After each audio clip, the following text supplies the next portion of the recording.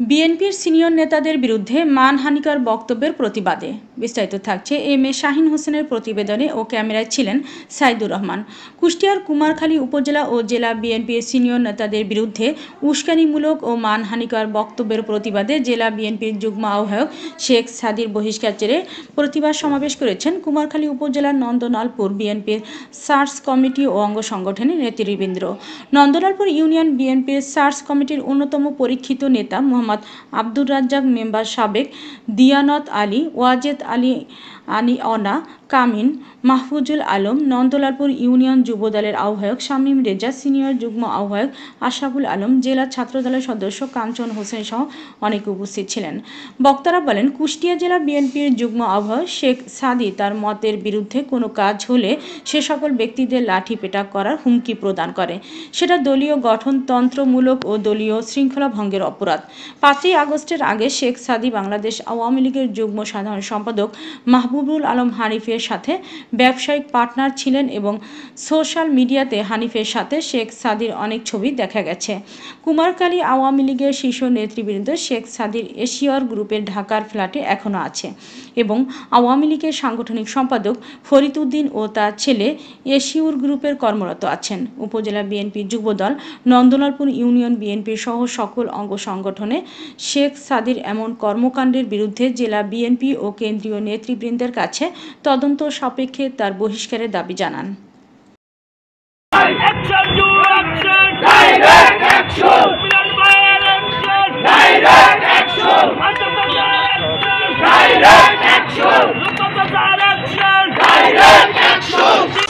আমরা যারা কৃষক পরিবারের সন্তান আছি না, আমরা হাল চাষ করতাম, নাংলা লড়ি ছিল না, গরু যদি উল্টো পাল্টা করতো আমরা কি করতাম, নাংলা লড়ি দিয়ে কিন্তু গরুকে সোজা করতাম।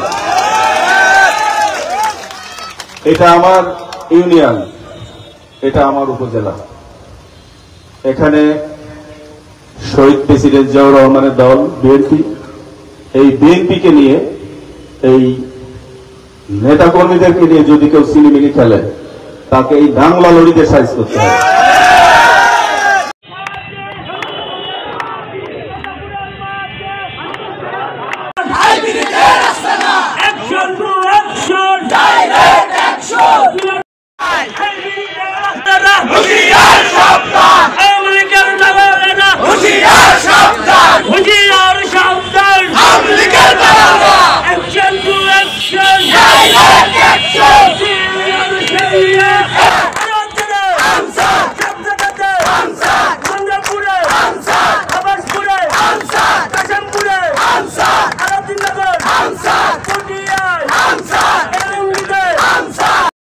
সেই বিষয়টা ধরেন, গতকাল আমাদের কুষ্টিয়া জেলা আহ্বায়ক কমিটির যুগ্ম সম্পাদক শেখ সাদি সাহেব কিছু অসাংগতিক কিছু কথা বলেছেন।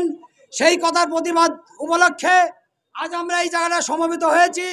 কথাগুলো অবশ্যই বেফাসজনক কথাবার্তা বলেছেন তিনি।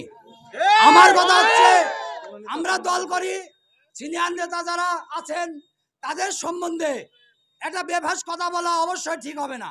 নন্দলালপুর ইউনিয়নবাসী, আপনারা অবগত আছেন, গতকাল 9/6/2025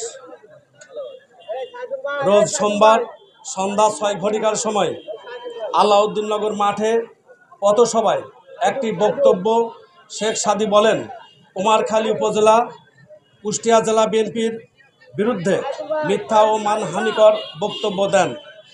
তাহা আমরা নন্দলালপুর ইউনিয়ন ও অঙ্গ সংগঠন সমূহের তীব্র প্রতিবাদ জানাই। সাংবাদিক বন্ধুগণ, আসসালামু আলাইকুম। আশা করি আপনারা ভালো আছেন। আমরা নন্দলালপুর ইউনিয়ন বিএনপির সার্চ কমিটি ও অঙ্গ সংগঠন সমূহের নেতৃবৃন্দ, কুষ্টিয়া জেলা বিএনপির যুগ্ম আহ্বায়ক জনাব শেখ সাদির উস্কানিমূলক বক্তব্য, সিনিয়র নেতাদের মানহানিকর বক্তব্যের প্রতিবাদে বহিষ্কার চেয়ে সংবাদ সম্মেলন। শেখ সাদি তাহার নিজের মতের বিরুদ্ধে কোনো কাজ হলে সেই সকল ব্যক্তিদের বিরুদ্ধে লাঠিপিটা করা হবে বলে হুমকি প্রদান করেন। সেটা দলীয় গঠনতন্ত্র, দলীয় শৃঙ্খলা ভঙ্গের অপরাধ।